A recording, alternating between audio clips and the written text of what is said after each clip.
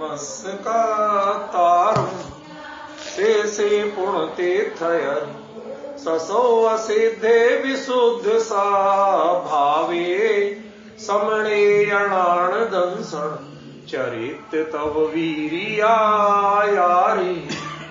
ते सौवे समगम समगम पतेगमेव पतेगम वन्दामि अवट्टन्ते अर्हन्ते मानुषे खेते किच्चारिहन्ताळं सिद्धाळं तरणमोगणहराळं अज्झावैवगाळं साहूळं चेव सौवेसिं तेसिं विशुद्धदंसं प्राणपहाळा समं समासेज्य ओवसंपयामि सम्मं जतोड़ी बाण संपत्ति। प्रवचन सार परमागम गाथा 111 ये तत्व प्रज्ञापन अधिकार पृष्ठ 234।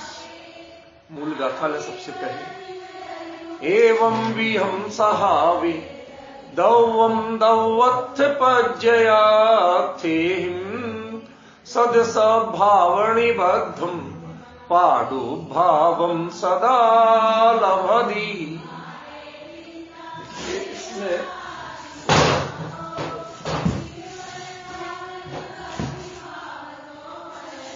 बाद में मेरा जो चिंतन चला उस पर बता रहा हूं। एक तो जो पिछली बार मैंने शुरू की थी बात एवं विहम सहावे, जबकि सामान्य व्याकरण से होना चाहिए था विहे सहावे। ठीक है ना, एक तो बात ये थी। दूसरी इसमें जो है, जो पिछली बार एक तरह से चला ही नहीं था, पाडु भावम या पाडु हो जो भी दोनों सही है, पादु कर देते हैं सदा।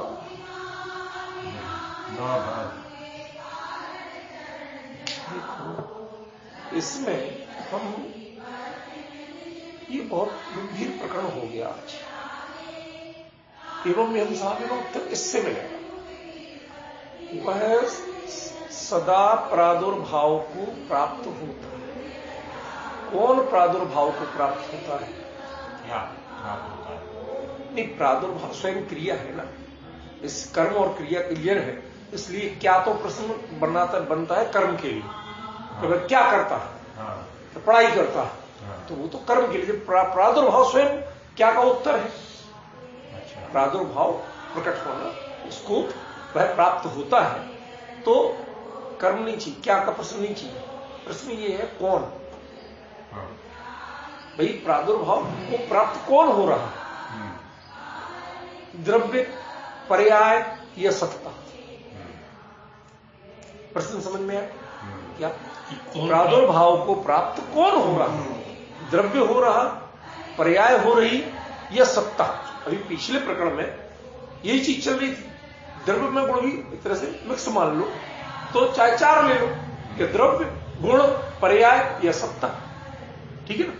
क्या प्रादुर्भाव को प्राप्त हो रहा है? ठीक है ना? क्या मतलब कौन प्रादुर्भाव को प्राप्त हो रहा है? इसका कर्ता कौन है? वाक्य का जो आचार्य देव कह रहे हैं ना, सद सद्भाव निबद्धम, सत और असत भाव से निबद्ध, ठीक है, वह सदा प्रादुर्भाव को प्राप्त होता है। अब देखिए, असत भाव से निबद्ध सदा प्रादुर्भाव को प्राप्त कैसे होगा? भाई सद्भाव से निबद्ध सदा प्रादुर्भाव को प्राप्त हो, ये सहज है, कठिन बात नहीं। संजय भाई समझ में आ रही है? तो थोड़ा ये क्या है, सूक्ष्म चर्चा। इनमें दृष्टांत वगैरह सब नहीं होने से, भाषा भी थोड़ी सी टू द पॉइंट चलने से हम लोग ज्यादा चेंज नहीं कर सकते। सूक्ष्म तत्व ज्ञान में आपको भाषा नहीं बदलना चाहिए, चोट खा जाओगे। ये ध्यान रखना, ये वाक्य भले ही आप जैसे इतनी चीजें नोट करते हो, नोट कर लेना। जहां सूक्ष्म तत्व ज्ञान की बातें हो वहां मात्रा भी नहीं बदलना चाहिए। अपनी ओर से मत जोड़ो, उसको समझने की जितनी चाहे कोशिश करो, मूल शब्द जो करते हो उससे आप कभी धोखा नहीं खाओगे। जो मैंने कहा कि सद्भाव से निबद्ध सदा प्रादुर्भाव को प्राप्त हो, सतरूप हमेशा प्रादुर्भाव को प्राप्त हो, ये तो समझ में आता है।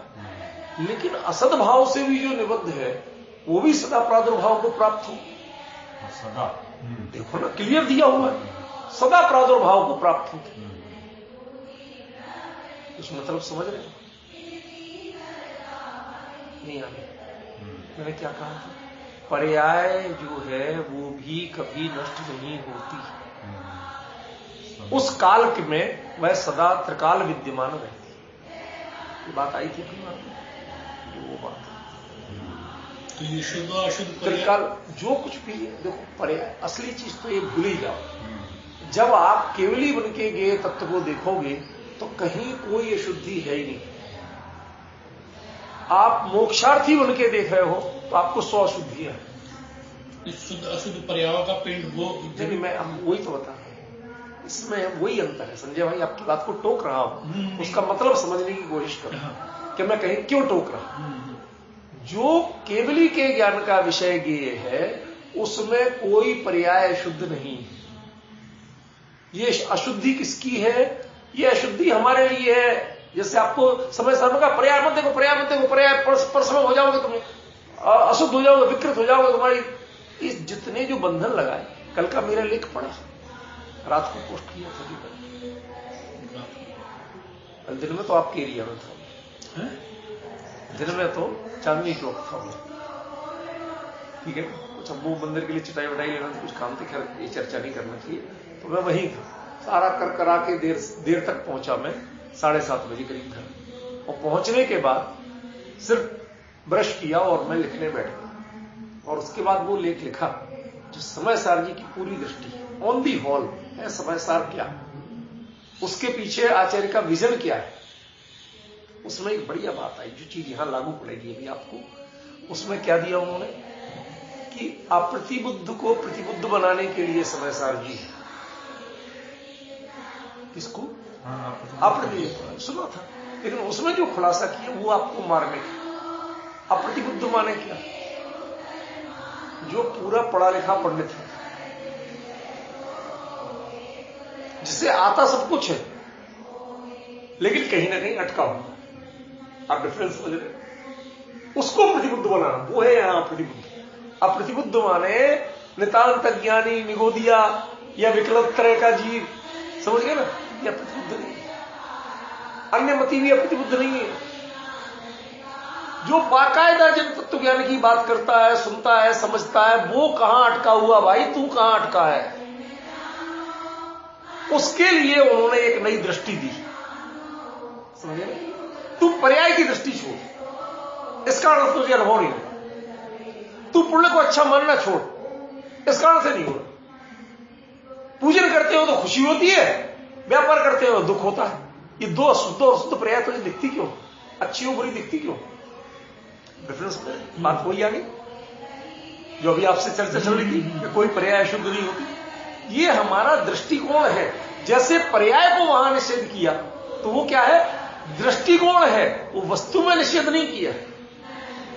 अरे समझा किसको रे? सुधार किसको रे? पर्याय को। प्रतिबुद्ध कौन होगी? ज्ञाया क्या पर्याय? पर्याय होगी। वो पर्याय को बता रहे पर्याय गलत है, पर्याय झूठी है, पर्याय नहीं होना चाहिए, पर्याय मत देखो। तुम अपनी ओर नहीं देखो, तुम त्रिकाली की ओर देखो, इतनी तो कह रहे हैं ना। लेकिन पर्याय का निषेध कहां से होगी?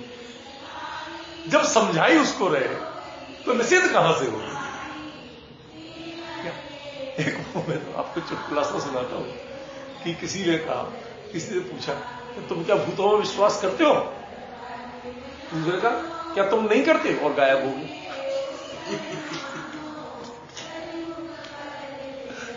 ये तो ऐसा है जो कह रहा है प्रमाण देने के लिए वो खुद कौन है? कि पर्याय। जिसको पर्याय नहीं देखो तो ये किसको कह रहे? ये पर्याय को कह रहे। त्रिकाली को कोई चक्कर ही नहीं है, ध्रुव को तो चक्कर ही नहीं है। उसे पर्याय का विकल्प ही नहीं होता, क्योंकि विकल्प नाम ही पर्याय का।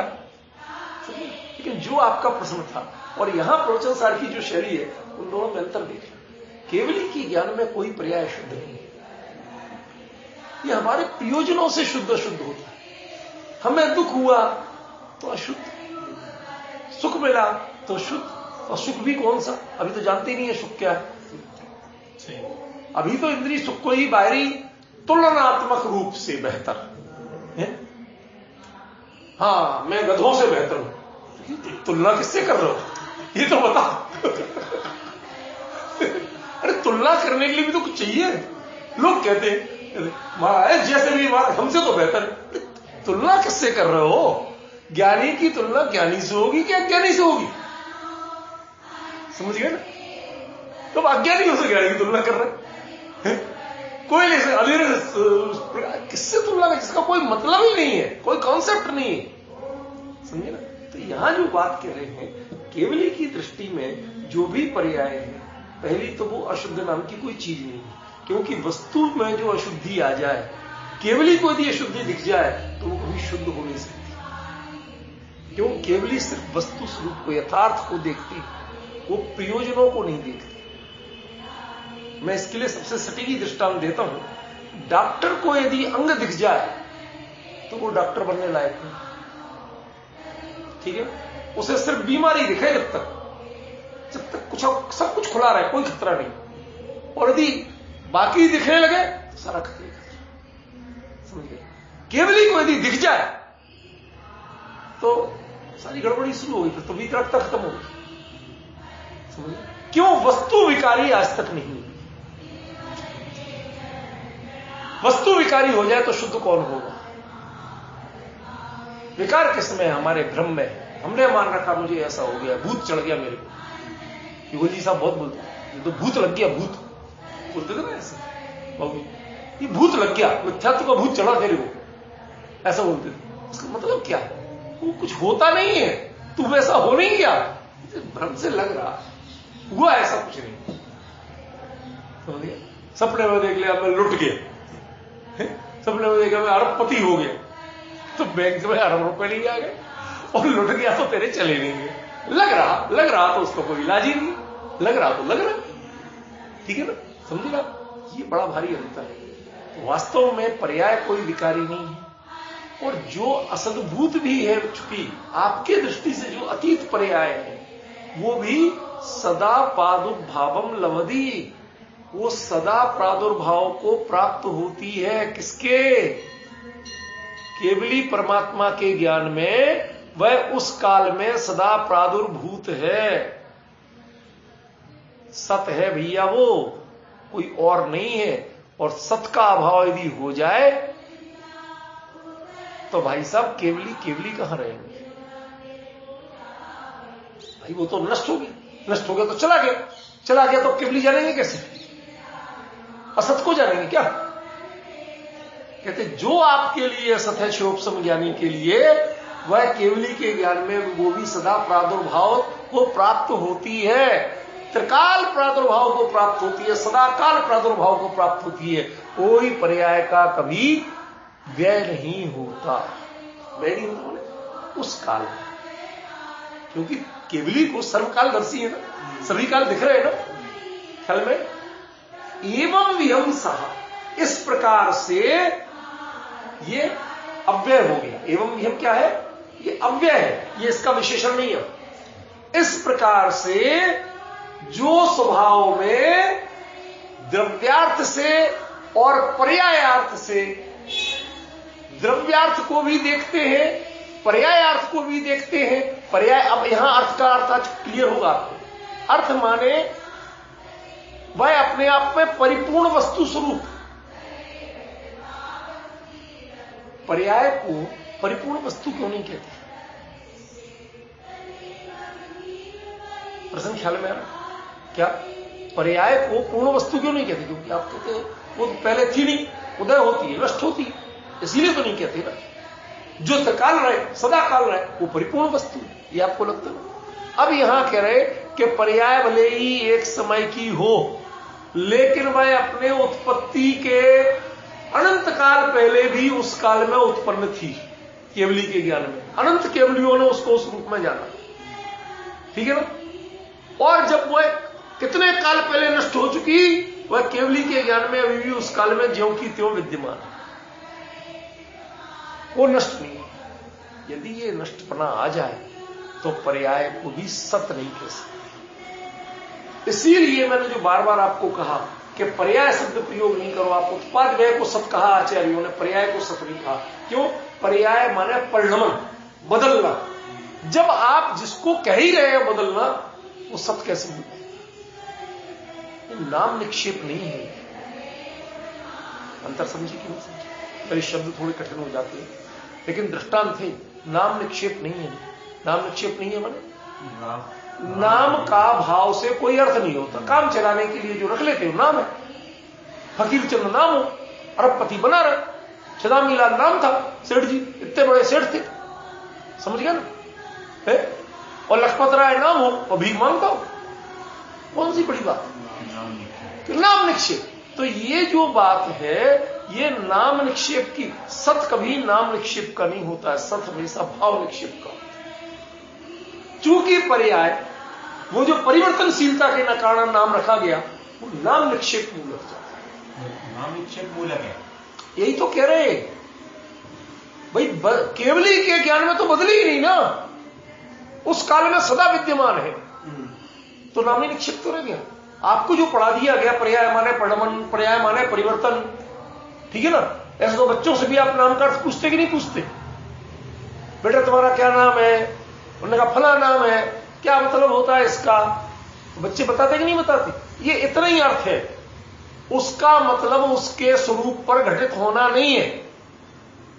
जो बच्चा अपने नाम का अर्थ बता दे, इसका मतलब वो वैसा अपने आप को मानने लगे, ये है क्या? नहीं है ना? यही अंतर बताओ। नाम निक्षेप का मतलब ये, नाम निक्षेप का मतलब उसका वो अर्थ नहीं होता, ये नहीं है। नाम निक्षेप का मतलब ये है कि वो उसके नाम के अर्थ में तो घटित होता है, डिक्शनरी तक तो सही है, लेकिन उसमें खोजने जाओगे तो सही है। एक समय की पर्यायी जो असत मान ले, वो आपकी पर्याय दृष्टि से असत हो सकती है, ठीक है ना? जिसको आप असत कहते हो पर्याय दृष्टि से, वो भी सदा प्रादुर्भावम लभती, वो सदा प्रादुर्भाव को प्राप्त होती है। केवली के ज्ञान में वो कभी अस्त होती। एक बात बताओ, अंतरिक्ष में ऐसी जगह पे पहुंच जाओ कि जहां से सूर्य कभी अस्त नहीं होता। सूर्य तो अस्त होते ही नहीं, तो आप घूम के अपनी जगह से इधर से उधर रोड में हो जाते, स्वास्थ्य दिखता है, ठीक है ना? अब आप ऐसे पॉइंट पे पहुंच जाओ, धरती पर भी नॉर्वे एक देश है कि वहां पर ऐसा है करीब करीब आध घंटे पौन घंटे में सूर्योदय हो जाए।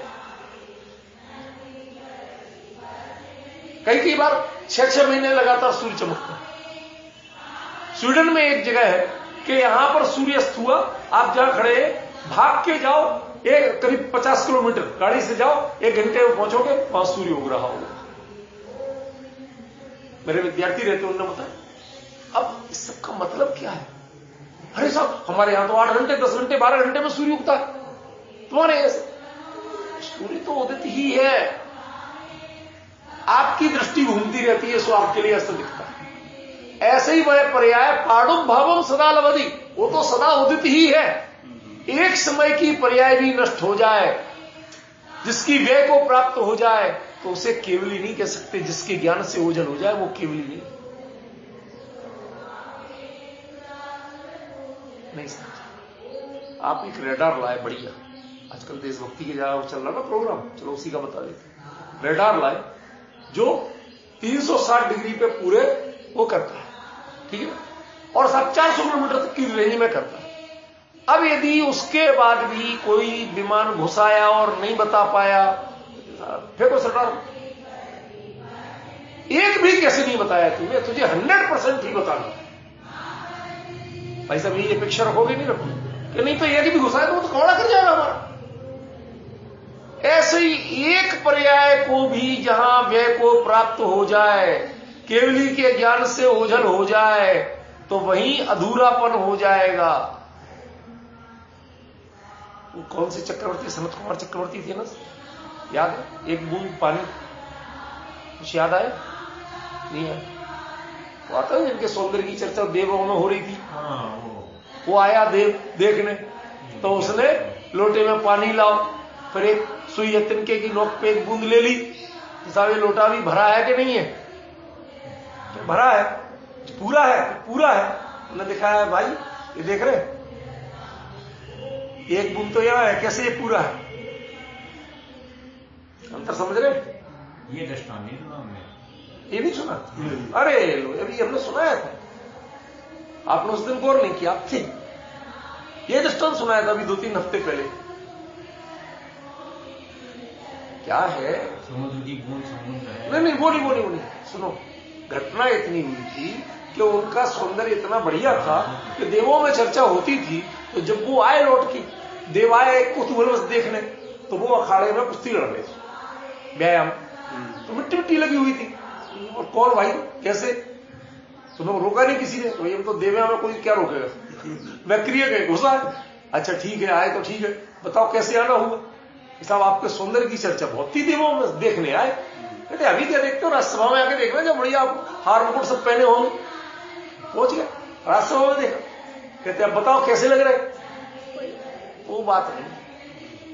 तो क्या मतलब है वो बात नहीं? मैं तो वही हूं, और अब तो इतने बढ़िया हार मुकुट में हूं। तो उन्होंने ये मैंने घटना का, भाई साहब एक लोटा पानी लाओ। अब वो पानी लाए तो वो पीछे ले जाके उसने एक तिनके की नोक पे एक बूंद पानी निकाल लिया, और ऐसा लोटा भरा है, पूरा पानी है कि नहीं है? मैंने कहा पूरा है।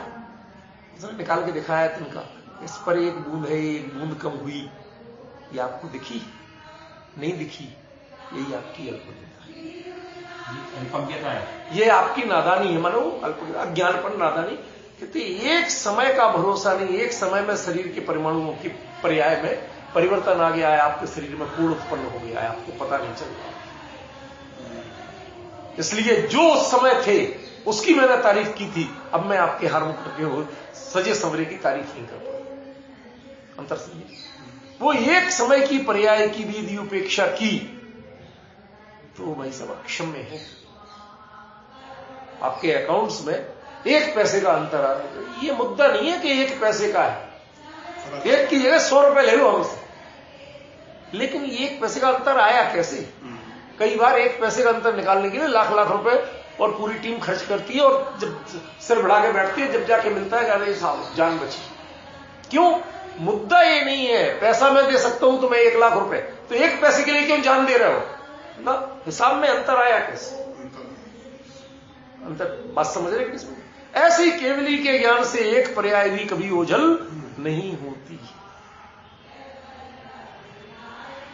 यदि हो जाए, वे को प्राप्त दिखने लगे, तो समझ लेना वो केवली, तो वो कोई और बोल रहा है, केवली नहीं। ज्ञान में से तो नहीं होती, लेकिन वस्तु में से क्या पूछे? अरे यही तो बता रहे ना। उस एक बात बताओ नवीन जी, अब आपके आज इस प्रश्न में मुझे आश्चर्य हो रहा कि आप जैसे विवेकी पूछ रहे हैं, केवली वस्तु को जैसा है वैसा जानते हैं कि जैसा नहीं है वैसा जानते हैं? बात खत्म होगी। आप अपना उत्तर खुद दे रहे हो कि इसका मतलब वस्तु में भी वैसा, उस काल में वैसा होना, उन्होंने तो यही जाना ना, उस काल में उदय को प्राप्त। समझ गए? क्रमबद्ध कैसे कहोगे आप? केवली के ज्ञान से क्रमबद्ध नहीं होती, वस्तु में क्रमबद्ध होता है, वैसा केवली जानते हैं। केवली बताने वाले हैं, ज्ञापक हैं, सूचक हैं, कारक नहीं। केवली अनंत बल के धनी है, सारी पर्याय लाइन से लग जाओ, ऐसा नहीं है। लगी हुई है तो हाँ, ऐसा तो है, लेकिन वो आपको जो विश्वास दृढ़ता नहीं आ रही है, जम नहीं रहा, समझ में नहीं आ रहा, क्लियर नहीं हो रहा, जो कुछ भी आप कहना चाहते हैं, उसके लिए आचार्य अमृतचंद्र बनना पड़ेगा। वो कहते हैं व्यवस्थिता मम्मति, अब मेरी अकल ठिकाने आ गई। यही लिखा है आचार्य अमृतचंद्र, समय सार में पढ़ो आप। व्यवस्थिता मम्मति तो सकल मोह वाहिनी विजयाय बुद्धा कक्षयम, मैंने कमर कस ली अब सारी मोह की सेना को जीतने के लिए। अब उनकी रोचकता भी देखो जरा, भाषा की कुछ समझना ख्याल में नहीं आ रहा समझ में, तो पहले खुद सोचो ना कि वो केवली वस्तु के जगत के करता है क्या? नहीं है। ज्ञाता है तो जैसा है वैसा जानते हैं कि अपनी मनमर्जी का जानते हैं? क्योंकि वो तो वीतरागी है, उन्हें जगत से लेने देना नहीं, कोई उन्हें स्प्रह ही नहीं है कि मैं किस किस को जानूं किस किस को नहीं जानूं। वो तो ज्ञान की अनंत सामर्थ्य प्रकट है, तो उसमें झलक रहा है सब कुछ। तो ऐसा वस्तु का स्वरूप है, इसका मतलब केवली की महिमा नहीं है, ये ज्ञेय तत्व प्रज्ञापन है, ज्ञान तत्व प्रज्ञापन अधिकार नहीं। ज्ञान तत्व प्रज्ञापन अधिकार में यही बात कही होती तो अहो ये आलस्य महात्म उसमें आता है, ये ज्ञान की महिमा है, वहां ज्ञान की महिमा कहलाएगी। यहां पर महिमा ज्ञेय की है या ज्ञान की महिमा यदि सोच रहे आप तो गलत कर, क्योंकि अधिकार ही ज्ञेय तत्व। बहुत मतलब मन घूम जाए एक बार, ये बातें ऐसी हैं। ये तो हमारे ज्ञान की न्यूनता है। हाँ, ये हमने सारा कुछ सोचे ही उतना सीमित है। दरअसल जब मैं अभी हमने समय सार पे लिखा, आचार्य कुंद के ग्रंथों की दृष्टि, अभी खाली समय सार पे लिखा। पहले सोच रहे थे एक किस्त में सबको देना, अब मैं एक एक किस्त में एक एक ग्रंथ को दूंगा। अगली में पंचास्ती का आएगा, फिर नियम सार आएगा, फिर प्रवचन सार आएगा, ऐसे 4 प्रमुख, और सब ग्रंथ नहीं ले रहे, एक ग्रंथ ले रहे। बाकी सील पावड़ वगैरह जितने वो है अष्ट पावड़, उनका तो संक्षेप में, तो उनका सार उनमें ही आ जाएगा, चर्चा में, नियम सार की चर्चा में आ जाएगा। जब आपको एक फिर प्रवचन सार है क्या, वो दृष्टि आपको, आप लोगों ने काफी कुछ बता चुका हूं पर मैं उसमें लिख के भी दूंगा, तो ये आपको अंतर समझना है। प्रवचन सार माने क्या? प्रवचन सार माने केवल ज्ञान और केवल ज्ञानी को दिखने वाला ज्ञेय, उसकी वो पिक्चराइजेशन जो दुनिया में आज तक किसी ने नहीं लिखी, कभी कहीं नहीं मिली, उसका नाम है प्रवचन सार। इसके अर्थ में सारा अनर्थ तभी हुआ कि इसके लिए लोगों ने इस दृष्टि से देखा ही नहीं। कुंद की मूल गाथाओं को इस दृष्टि से नहीं देखा, उन्होंने आगम की दृष्टि से इसकी जितनी व्याख्या कर दी, वहां हाथ जोड़ना पड़ रहा है। खेद होता है, दुख होता है। क्यों? आचार्य देव ये नहीं कर रहे। अब शब्दों का अर्थ तो आप जैसा चाहे कर लो। वो कालिदास की कहानी सुनिए ना, कालिदास बाबा कवि, पहले गंवार जैसा था, ठीक है ना, तो वो एक राजकुमारी थी विद्युत्तमा, तो पर जो उसने जो मुझे शास्त्रार्थ में हरा देगा उसी से शादी करूंगी, और जो नहीं होगा तो उन्हें मेरा दास बनना पड़ेगा या पराजय स्वीकार करना पड़ेगी। ठीक है भैया, अब जो जाते वो बड़ी विदुषी थी, सबको हरा देती, तो सारे पंडित चिड़के उन्होंने कहा इसका विवाह किसी मूर्ख से कराना पड़ेगा। तो सारे पंडित घिर घार के गए, ढूंढ ले मूर्ख, तो मिल गया। जिस डाल पर बैठा तो उसी डाल को काट रहा था।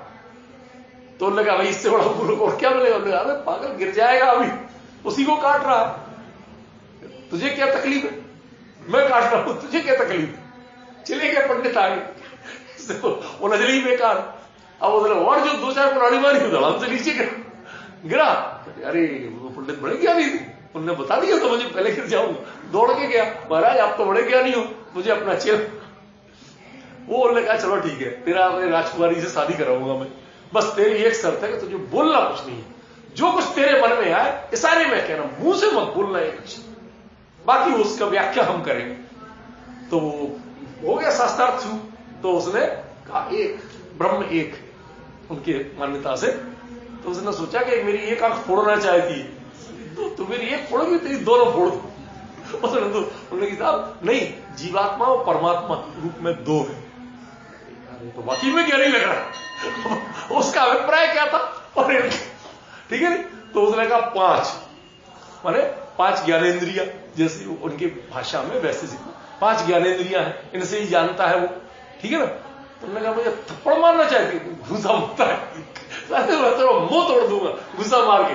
ये उसने जो कहा, कहना चलिए, बोलना तो था नहीं। उन्होंने कहा देखो साहब, 5 मिलके एक अखंड रूप में एक ही जानता है, 5 से 5 अलग अलग नहीं जानती। अब उन्होंने जो बताया, अरे साहब ये तो वाकई में बड़ा ज्ञानी है, जीत गया, उससे शादी हो गई। बाद में पता चला ये तो बिल्कुल अनपढ़ है, गंवार है, समझ गए ना। फिर उन्होंने दुत्कार दिया। वो उनकी कहानी है, उनके यहाँ तो कोई कर्तावाद है ना, साहब उनने आराधना की सरस्वती किसी की, तो उनने वरदान दिया, वो कुछ वो बेकार की बात। ये अभिप्राय आप क्या खोल रहे? वो पंडित उसको ज्ञानी बनाने के लिए खोल रहे थे, जबकि है था कौन वो? निपट समझ में वो कर रहा था पागलपन उनके हिसाब से, लेकिन उन्होंने उसकी व्याख्या कर दी। आजकल व्याख्या बड़ी खतरनाक है। ज्ञानी क्या कहना चाहते हैं उससे आप मिलाओ। मेरा पूरा फोकस इस पे है, जो लेखमाला चला रहा हूं कुंद आचार्य की। कुंद आचार्य देव किस ग्रंथ में क्या बताना चाहते हैं, आपको फोकस उसके अनुसार अर्थ करना है। आपको अपनी पंडिताई का छौंक नहीं लगाना है, दूसरे ग्रंथों का रेफरेंस नहीं लेना। टोटल में नहीं ले सकते हम। फला ग्रंथ में कहा, फला में, हर ग्रंथ में उन्होंने यदि वही पंक्ति भी कही है तो उसका अर्थ भिन्न भिन्न है। प्रवचन सार में यदि वही शब्द आ जाए तो उसका अर्थ भिन्न है, वो समय सार वाला नहीं लगेगा। समझ गए? पज्जे मूड़ा पर समय प्रवचन सार में भी आता है, समय सार में भी आता है, दोनों में अर्थ भिन्न है, एक नहीं। समझ रहे ना? तो संजय भाई ये हिम्मत, ये दृष्टि आसान नहीं, सामान्य पंडिताई कुछ भी कर लो।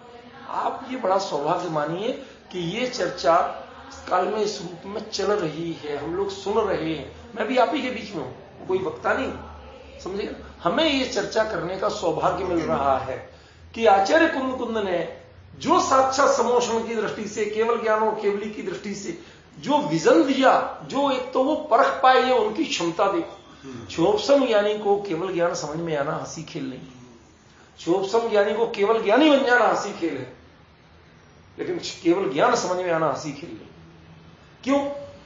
तो ऐसे ये कि साहब हमने अपनी छोटी सी एक रूमाल में आकाश बांध लो, कहां केवल ज्ञान, कहां क्षोभसम ज्ञान?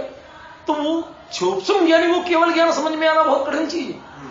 क्षोभसम ज्ञानी केवल ज्ञानी होता क्योंकि अपने स्वरूप में लीन होना, केवल ज्ञान हो जाना, वो बात अलग है और ये बात अलग है। उनकी क्षमता देखो कि वो चीज पकड़ लाए और साफ साफ करे कि जो द्रव्यार्थ और पर्यायार्थ नए नहीं। मुझे वो दुबई वाली जो बहन है ना, उसको भेजा तो उसने 3-4 बार सुना और सुनने के बाद मेरे को फोन करके कहती सर आपने जो बताया, लेकिन जैसे ना चाहे तो उसको द्रव्यार्थिक पर्यायार्थिक नए लिख रहे हैं। मैंने कहा बहन नो कमेंट्स, कोई कमेंट्स नहीं करूंगा। क्यों? वो आचार्य थे, उनके आगे बोलने की हमारी कोई हिम्मत नहीं है, मैं उनका पूरा आदर करता हूं। लेकिन ये अभी भी मैं इस बात पर दृढ़ हूं कि कुंद कुंद आचार्य देव यदि कहना चाहते तो वो नए शब्द का प्रयोग कर सकते थे। वो शब्दों के बाजीगर थे, उनको शब्दों की कंजूसी नहीं करना। वो जो बताना चाहते हैं वो उतना परफेक्ट लिखते हैं। द्रव्यार्थ से अर्थ माने परिपूर्णता, अर्थ माने अपूर्णता नहीं। जो अपने आप में परिपूर्ण हो उसका नाम अर्थ है। देखो क्या परिभाषा है इसकी, बिंदु पढ़ी होगी ना आप लोगों ने बचपन में, क्या परिभाषा? कोई सिरा नहीं, कोई सिरा नहीं है, नहीं, जो अपने आप में ही परिपूर्ण है, स्वयं ही आदि है, स्वयं ही मध्य है, स्वयं ही अंत है। समझ में आया ना? जिसके लिए किसी दूसरे की अपेक्षा नहीं, परिभाषा करने में, माप तोल करने में किसी इंची टेप की जरूरत नहीं है, जो स्वयं अपनी पहचान है, उसका नाम बिंदु है। यही अर्थ की पहचान है, यही अर्थ की परिभाषा। जिसके लिए किसी दूसरे की अपेक्षा ही नहीं, वो अर्थ होता है, और जिसे अपेक्षा है वो अर्थ। समझ, जिस पर दुनिया आधारित है वो दूसरे को अर्थ माने, इंग्लिश का ले जाओ, अर्थ माने धरती। हम काय पर खड़े हैं? धरती, धरती हम पे नहीं खड़ी। आप इतनी मिट्टी उठा के टोकरी में सिर पे ले लो तो धरती को सिर पे ले लिया, तो आपकी सोच है, आप मान लो कुछ भी, ठीक है ना? हमारे यहां वारायक अवतार, शुक्र अवतार वगैरह कुछ नहीं। समझे संजय भाई क्या कह रहा हूं? अरे नहीं आया समझ में तो पूछा तो करो यार, गुमसुम क्यों बैठते हो? मैं तो 10 जगह से बात करूंगा, अपनी नॉलेज जानकारियों के हिसाब से नॉलेज तो नहीं आना चाहिए। दरअसल उनके यहां कहते हैं एक बार धरती प्रलय हुई, डूब गई, ठीक है ना, तो भगवान विष्णु ने शुक्र का अवतार बनाया, 12 अवतार उसको कहते हैं, और वो अपने दांत पर उठा के इसको ऊपर ले आए, निकाल लाए पानी में से, तब ये धरती बची, वरना वो तो डूब के खत्म हो जाती। अरे भाई तो पानी का है में हवा में, पानी भी तो किसी आधार पर होगा, हवा में तो पानी नहीं रहता, काय में डूब रहे, नीचे धरती होगी जब तो पानी होगा। तो उनकी कल्पनाओं का तो कोई अंत नहीं है, हम कोई उनसे बहस नहीं कर सकते, उलझना ही बेकार है। उनकी दृष्टि दूसरी है, हमारे यहां की दृष्टि दूसरी है। ख्याल में कि ये जो आप वो कल्पनाएं हो सकती हैं व्यर्थ की, आपके यहां कोई काल्पनिक तत्व नहीं है। अर्थ माने परिपूर्ण अपने आप में, जिसमें कहीं कोई अपूर्णता नहीं, उसका नाम अर्थ। द्रव्य भी अर्थ है और पर्याय भी अर्थ, समझ में है? और जो अर्थ है वह अनादि अनंत ही होता है। कैसे? भले ही उस काल में हो, लेकिन जब वो पर्याय पैदा नहीं हुई थी तब भी केवली के ज्ञान में उदय रूप में दिख रही थी। बिल्कुल बिल्कुल बराबर। समझे? केवली के ज्ञान में वो उदय रूप में दिख रही थी।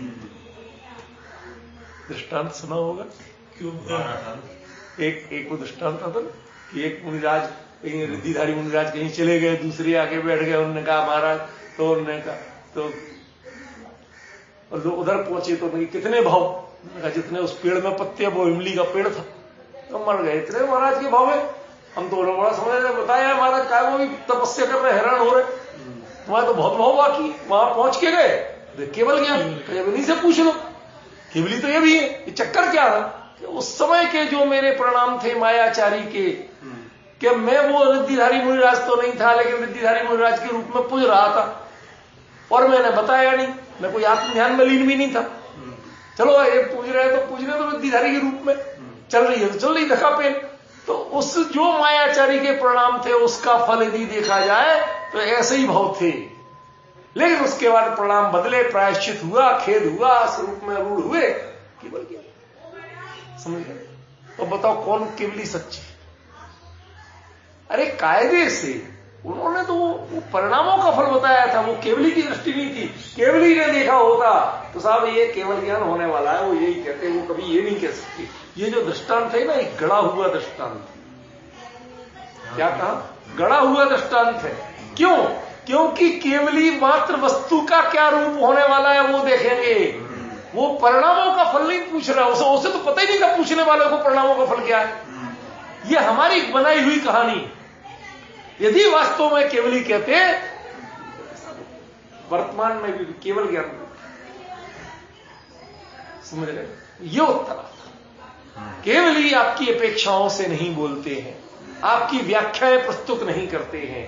केवली वस्तु के स्वरूप को, और वस्तु के स्वरूप में पर्याय भले ही किसी कालखंड में हो रही है, लेकिन उस कालखंड की पर्याय उस कालखंड में सदा काल रहती है।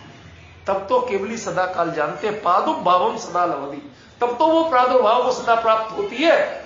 वरना यदि वस्तु में नहीं हो तो ज्ञान में कहां से आ जाए? फिर तो ज्ञान विपरीत हो जाए। उस काल में केवली तो सर्वकालदर्शी है, उन्हें काल भी तो सारा दिख रहा है ना, वस्तु ही नहीं काल भी दिख रहा है। तो हर वस्तु का हर काल दिख रहा है, हर वस्तु हर काल में दिख रही है, तो उसकी वो पर्याय भी दिख रही कि नहीं दिख रही?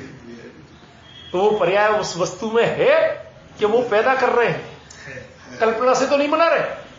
भाई हम जैसे कल्पना सोचते रहते हैं, इतने सपने बनाते रहते हैं, सपने क्या है? कल्पना करेंगे आपकी, तो वो कल्पना से तो नहीं बना रहे, केवली नहीं बनाते ना, यथार्थ ही जानते हैं। या कह सकते हो केवली पे क्वेश्चन मार्क लगा सकते हो? नहीं है। तो इसका मतलब वस्तु में वह सदा प्रादुर्भूत रहती है। ये आचार्य कुंद देव कह रहे हैं। भाई साहब बुरा मत मानना, ये अर्थ किसी भी विद्वानों कहीं जाके ये निकाल लाओ तो जाने कहीं चर्चे। क्यों? कोई दोष नहीं है, सब बढ़िया लोग हैं, सब बहुत बढ़िया लोग हैं, किसी को मैं खराब नहीं कह रहा हूं। अंतर यह है कि इस विजन से देखा नहीं, केवली की निगाह से नहीं देखा। कुंद ने जिस दृष्टि से ये लिखी है गाथाएं, वो दृष्टि से नहीं देखा, उन्होंने उसको आगम दृष्टि से देख लिया।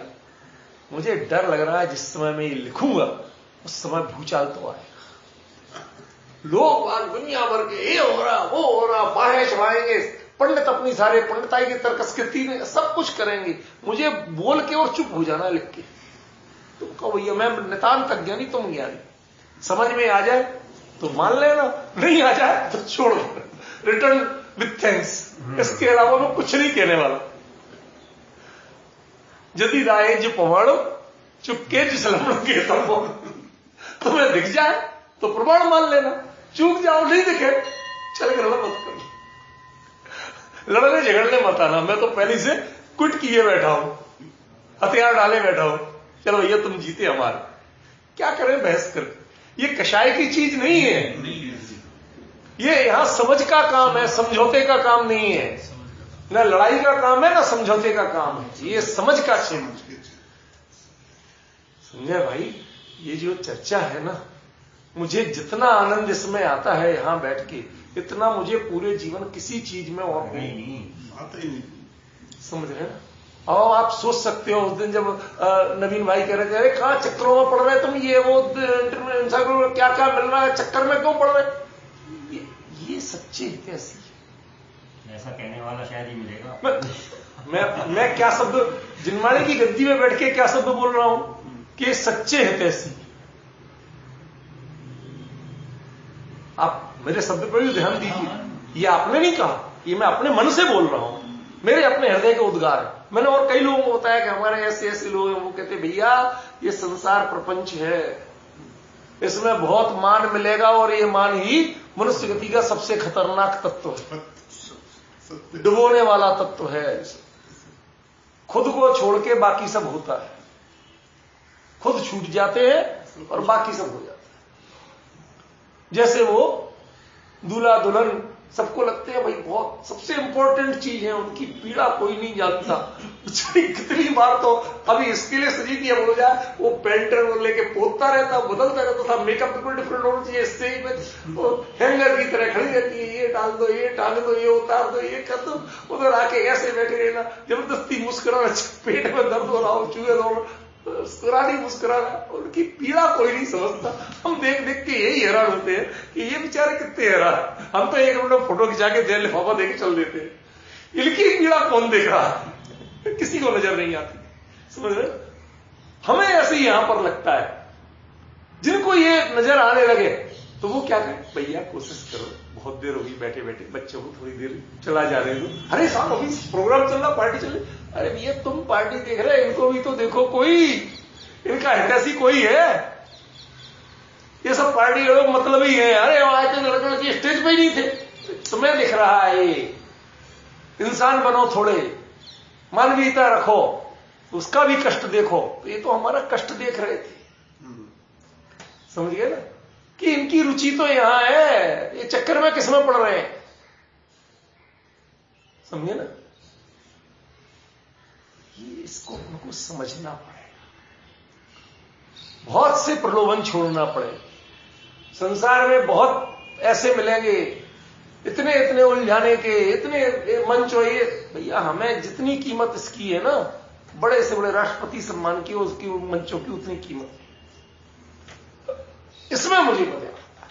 जो अपना स्वांता सुखा लिखता हूं, उसमें मुझे मजा आता है। उस तरह चिंतन चलता है भैया, वो परिणाम पुरुषार्थ की जाति कब कैसी उमड़े वो भी हमारे हाथ की बात नहीं है। अपन तो अपने उपयोग को विषय से विषयांतरित नहीं होने दो, बस अपने हाथ में बुद्धिपूर्वक विवेक पूर्वक अपन उस लाइन में लगे, ठीक है ना, लकीव से बाहर मत हो जाओ बस। तो ये विषय आप समझिए कि ये विषय मैं किसी की भी अवमानना करने के लिए शब्द नहीं बोल रहा हूं कि आपको कहीं नहीं मिलेगा, ना अपनी मान बढ़ाई के लिए बोल रहा हूं।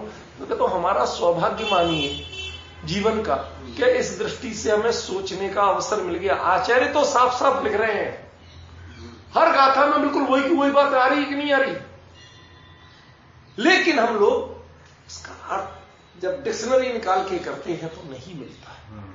समस्या ये, क्योंकि डिक्शनरी इंसानों की बनाई हुई है और ये वाणी भगवान की है,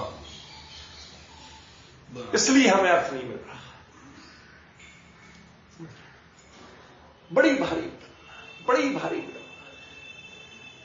सिद्धांत कोश वगैरह सब देखता हूं, कई बार कोई प्रकरण देखना होता है, इसके अर्थ में तो मुझे सब बेकार लगता है। कहीं किसी ने एक रत्ती बात नहीं की, क्यों? कभी किसी ने उतनी उड़ाने की सोची नहीं।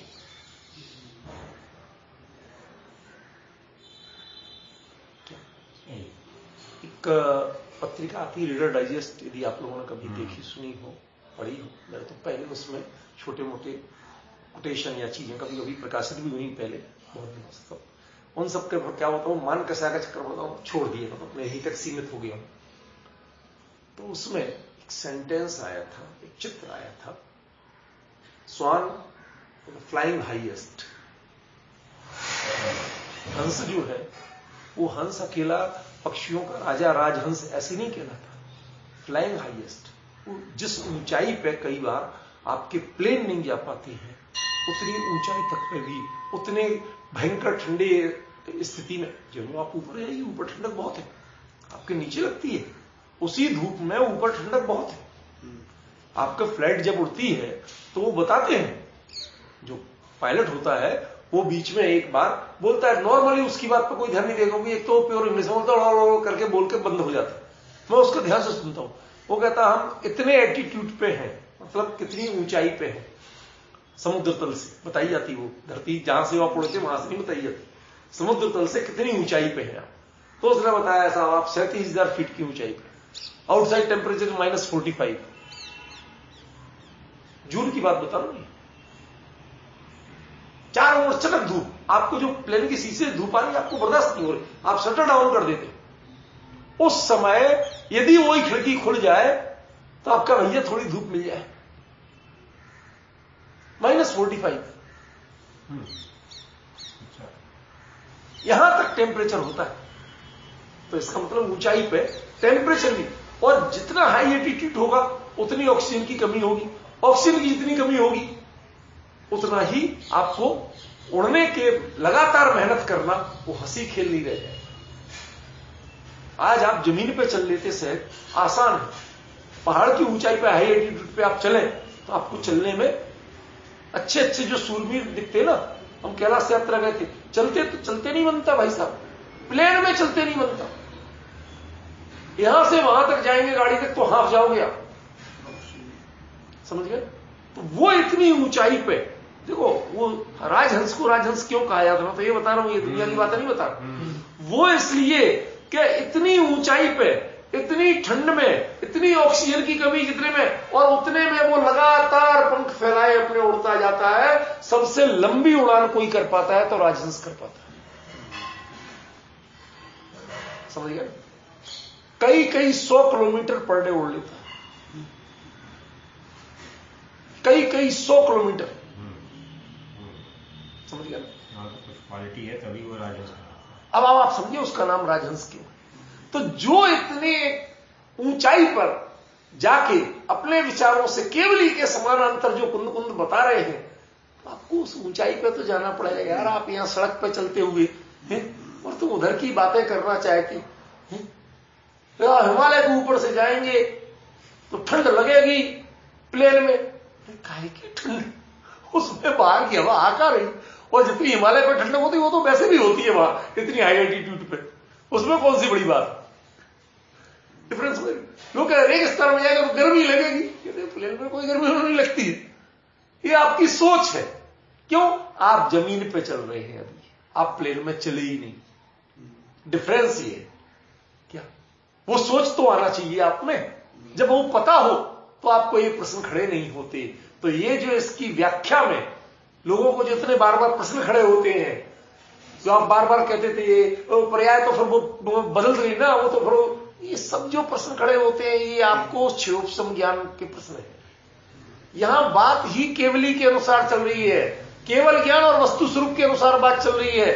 प्लीज अपने आप को उस रोल में ले जाओ तो आपको सब कुछ दिखेगा, सब कुछ सहज लगेगा, समझ गए ना। धक्के नहीं लगते, क्यों नहीं लगते? ऐसा नहीं है, प्लेन में भी जो पायलट होते हैं ना, वो जब चाहे धक्के लगवा सकते हैं आपको। मैं आपको प्रमाण दूं, हमारे सुरेंद्र जी पहचान जाएंगे बात को जो मैं क्या कह रहा हूं। आजकल जो Go Air, Indigo, spice jet, जो लोग खाना पीना देते नहीं, सर्व नहीं करते, मतलब टिकट में इंक्लूड नहीं होता है, वो अलग से ऊपर रेस्टोरेंट जैसा चलाते, हॉकर की तरह ट्रॉली लेके बेचते, ठीक है ना। तो उन्हें वो धंधा करने का टाइम देना, तो कैसे ही मौसम हो, तो स्पाइस जेट की फ्लाइटें एक एल्टीट्यूड पे पहुंचे नहीं, ऊंचाई पे जाके जहां से सीधे हो जाते प्लेन, ऊपर चढ़ने का कम बंद हो जाता है।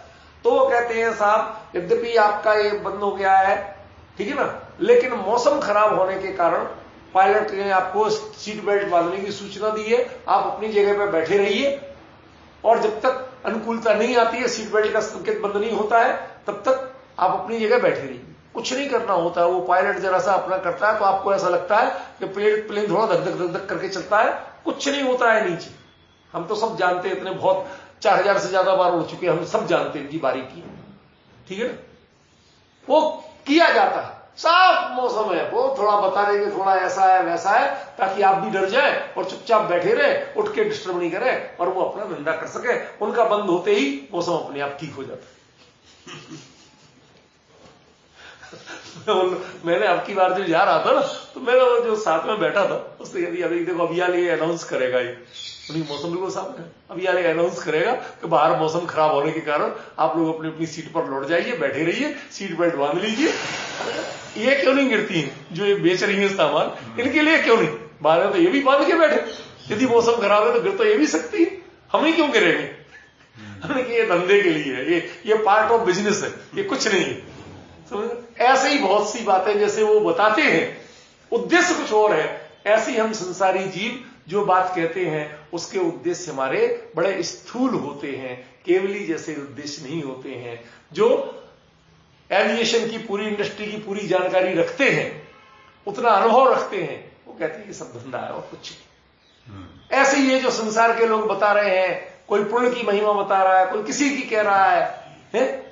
ये सब अपने धंधे हैं। जिसको जो धंधा करना है वो उसकी महिमा बताएगा। जो प्रतिष्ठाचार्य होगा वो कहेगा हाँ साहब आपके एक ही भगवान, तीन तो कम से कम विराजमान करो। क्यों करोगे तो कुछ होगा, नहीं करोगे तो उसका क्या धंधा बनेगा, उसका तो मार्केट ही नहीं, यूजलेस। अरे ये तो बेकार है, यहां के लोग नहीं मानते, बेकार। बेकार क्यों हो गए आप? क्यों? आपने एक की तीन मूर्तियां करने की बात नहीं की, हाँ नहीं भरी इसलिए बेकार होगा। सोच देखिए, सोच देखिए। हम कहते हैं ये साधन भी बहुत अच्छे, क्यों? तत्व की बात बड़े प्यार से सुनते। अब बताओ अच्छे हो कि बुरे? अपनी अपनी नजर है संजय भाई, अपना अपना नजरिया है और कुछ नहीं है। किस दृष्टि से देख रहे हो आप, इसका मर्म समझना पड़ेगा। ये प्रवचन सार है, ये साक्षात भगवान की वाणी है। बल्कि भगवान के भी व्याख्याकार बनके कुंद यहां लिख रहे हैं कि सद्भाव या सद्भाव से निमित्त जो द्रव्यार्थ और पर्यायार्थ है वो भी सदा पादुभावम लभदी, सदा प्रादुर्भाव को प्राप्त होता है। क्यों? एवं विहम सहावे, इस प्रकार स्वभाव में, इस प्रकार के स्वभाव में नहीं, अच्छा, इस प्रकार ये अव्यय। अव्यय माने जैसे आपने यथा, कोई भी आप अव्यय प्रयोग करते तो अव्यय सदृश, अव्यय किसको कहते हैं? नहीं होगा। ना ना ना, उसकी परिभाषा सुनो। सदृशम त्रिषु लिंगेषु सर्ववचनेषु सर्वदा, किसे कहते हैं? तीनों लिंगों में जिसका रूप नहीं बदलेगा, कर्ता कर्म क्रिया किसी लिंग के हो उसका रूप नहीं बदलेगा, जो कहते हैं कर्ता कर्म क्रिया कितने भी वचन के हो वो जैसा है वैसे ही रहेगा, उसका रूप कभी बदलता नहीं है। वो अपना अर्थ रखता है, वो अपना आकार नहीं बदलता। बाकी सब शब्द अपना आकार बदलते हैं, एक वचन में अलग, बहुवचन में अलग है, स्त्रीलिंग में अलग, पुल्लिंग में अलग, वो सब चेंज होते रहेंगे। लेकिन ये कुछ नहीं होता है, वो सिर्फ अपने अर्थ पर फोकस करता है। तो जो अर्थ केंद्रित है उसका नाम अव्यय, जो अपने बाहरी आकार को बदले बिना अर्थ को बचा के रखता है उसका नाम अव्यय। अव्यय माने एवं वियम माने इस प्रकार, ठीक है ना? ये सहावे का विशेषण नहीं है। इस प्रकार जो दव्वम सहावे, जो स्वभाव में जो द्रव्य है उसमें क्या है? सद, वो द्रव्य कैसा है? सद्भाव और असद्भाव से निमित्त है, निबद्ध है, दोनों उसमें आप कहते हो। लेकिन वो दव्वत्व पर, यदि उस सद्भाव और असद्भाव को आप द्रव्यार्थ और पर्यायार्थ से देखोगे, अर्थ से, ध्यान रखना, द्रव्य और पर्याय से नहीं कहा, द्रव्यार्थ और पर्यायार्थ से। मैंने 3 सप्ताह पहले कहा था इसमें द्रव्यार्थ और पर्यायार्थ में बहुत गहराई है, आपको आएगी। असल में ये चीजें हम दो बड़े अज्ञान करते हैं, या तो ये लंबे खींचे जा रहे हैं, पता नहीं क्या, ये भी लगता है भैया जिस वस्तु का जब स्पष्टीकरण जैसा आना है उसी समय आएगा, आपके संकल्प विकल्प से नहीं आएगा, ठीक है ना? एक तो ये गड़बड़ी होती है, और दूसरा कि हम आकुलता बहुत करते। अरे आपकी आकुलता से नहीं आना, समझ में आए? बहुत क्रम, इसीलिए क्रमबद्ध बहुत उसका सावधान जरूरी है। आपको इतनी शांति देती है भैया, जब आना आएगा आप शांति से सुनो, अपने परिणाम शांत रखो, आकुलता मत करो। जो सद्भाव से असद्भाव, असद्भाव और सद्भाव से निबद्ध जो द्रव्यार्थ और पर्यायार्थ है, वो भी केवली एवं विहम इस प्रकार से सहावे, उनका स्वभाव है केवली का। क्या? पादुभावम सदा लवदी, वो दब्बम सहावे, द्रव्य का भी स्वभाव ऐसा है वस्तु का, और केवली के ज्ञान का, कि दोनों में वह सदा प्रकट रहती है, सदा प्रादुर्भूत रहती है, कभी उसका अभाव होता नहीं, कभी उत्पाद नहीं होता, कभी व्यय नहीं होता, दोनों ही सदा काली गाय भी प्रादुर्भूत रहता है, अनुभव के काल में रहता कि नहीं रहता? अनुभव के काल में सम्यक दृष्टि ज्ञानी जीव अनुभवी वो क्या कहता है? मैं तो त्रिकाली हूं, कि पर्याय हूं। ये कौन बोल रही है? पर्याय बोल रही कि त्रिकाली? तो वो त्रिकाली ने भी अपने स्वरूप को छुपाया नहीं है कि भाई तू तो पर्याय है, मैं तो त्रिकाली हूं, मैं अलग हूं। उसमें कोई भेद नहीं है, एक में एक ही है। वो सदा प्रादुर्भावम लवदी, वो सदा काल प्रादुर्भूत रहती है, कभी भी अस्त ना त्रिकालीपना ना ध्रुवपना अस्त है। ठीक है ना, द्रव्य भी सत्य है ना, तो जो द्रव्य सत्य है वो भी कभी अस्त नहीं है या वो प्रकट नहीं होता, वो ऐसा नहीं है, वो भी सदा प्रकट है। और पर्याय जो है वो भी सदा काल प्रकट है, वह कभी भी उत्पाद और व्यय रूप नहीं होती। क्यों? उत्पाद और व्यय भी अपने आप में सत्य है, वो असत नहीं। उत्पाद का मतलब नया उत्पन्न हुआ अकेला ही नहीं है, इस काल में इसका यही स्वरूप था, ये तय था। समझ गए ना? अब ये काल आया तो आपको दिख रहा है, नहीं आया था तो आपको नहीं दिख रहा था, वो इस काल में ये था। काल तो आने दो। समझिए, जैसे आप कहते गर्मियों में ये आम का पेड़ फलों से लद जाएगा, तो गर्मी तो आने दो, बाकी तो बाजीगर दिखाएगा। बाजीगरों को खेल देखिए, वो किसी भी मौसम में गुठली कहीं से उठाते, बीनते, डब्बे में लगाते, पेड़ दिखा देते, पेड़ में आम भी दिखा देते, लेकिन वो आम खाया किसी ने आज तक? ये बाजीगरों के खेल है, ये खाली दृष्टि भ्रम के होते हैं, ये वस्तु स्वरूप में घटित होते नहीं है। यहां जो बता रहे हैं, कहते केवली जो कुछ जान रहे हैं, ऐसा जान रहे हैं कि सदा प्रादुर्भूत है, तो वस्तु भी वैसी ही है, वस्तु कोई दूसरा खेल खेल रही, क्योंकि केवली वीतरागी है, क्योंकि केवली वीतरागी है। उन्हें कोई राग द्वेष नहीं है, कोई लेना देना नहीं है कि क्या हो और क्या ना हो, ये है तो ऐसा है, बस खत्म, हमें दूसरा विकल्प ही नहीं। ये है इसका सत्य, ये गाथा का मर्म है। ख्याल में ये इस प्रकार ऐसा स्वभाव ख्याल में स्वभाव से इस प्रकार होता है। कैसा होता है कि वस्तु में भी वह सदा प्रादुर्भाव को प्राप्त होती है, और ज्ञान में भी केवली के ज्ञान में सदा प्रादुर्भाव को प्राप्त होती है। इन दोनों में वस्तु और केवल ज्ञान में कोई अंतर नहीं होता।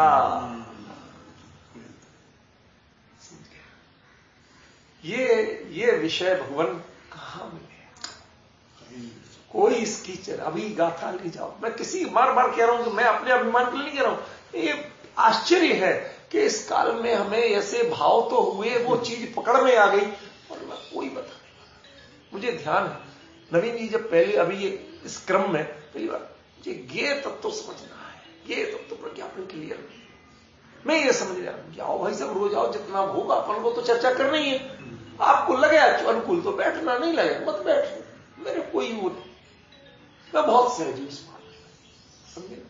ये विषय देखिए, ये है ज्ञेय तत्व। ज्ञेय कहते किसको है? पूर्ण ज्ञान का विषय जैसा ईमानदार जो है वो ज्ञेय है, जिसमें आपकी अपेक्षाएं जुड़ी, वो ज्ञेय नहीं है, वो आपकी कल्पना के रंग है।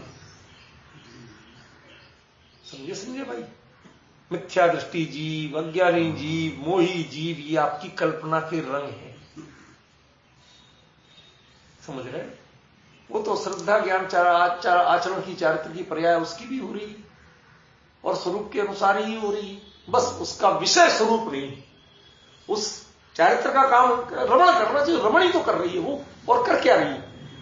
ठीक है, उसका विषय स्व में रम नहीं रही, इसलिए हैरान परेशान है, वो बात अलग है, लेकिन काम तो वो ही कर रही है कि कुछ और कर रही है। हार्ट है, ब्लड प्रेशर बढ़ा,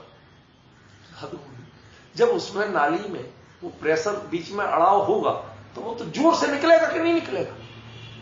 कहीं भी आप पाइप के पानी को, नाली को, नली पकड़ते हो, क्या बोलते हैं आप, लेजम सटक के पता नहीं क्या क्या बोलते, तो प्लास्टिक की जो पकड़ते हो तो जब तराई करना होती है तो जरा सा उसे दबा देते हो तो धार वैसी तेज होने लगती है, नहीं हो, वो तो पीछे से तो उतना आ ही रहा है। जब आप उसे प्रेशराइज करोगे तो वैसे फैलता हुआ दिखेगा, समझ गए ना? तो ये आपके बिल्कुल सहज है। आपको एकाग्रता कितनी करते हैं उस पर केंद्रित है, उस पर डिपेंड कर रहा है, क्या है? इसलिए भैया एक बात दिमाग में बिठा लो कि केवली की दृष्टि से हमें सब कुछ देखना है, और जो केवली बता रहे हैं वो वस्तु का स्वरूप है।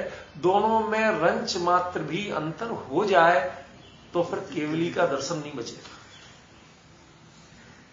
समझ गए?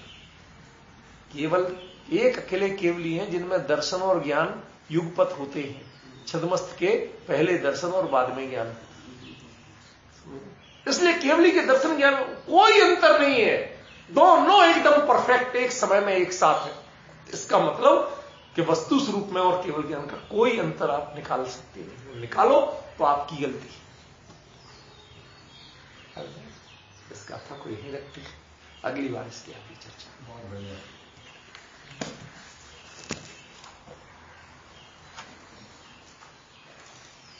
आज को मजा। चलो, धन्यवाद आपको। तैयार मत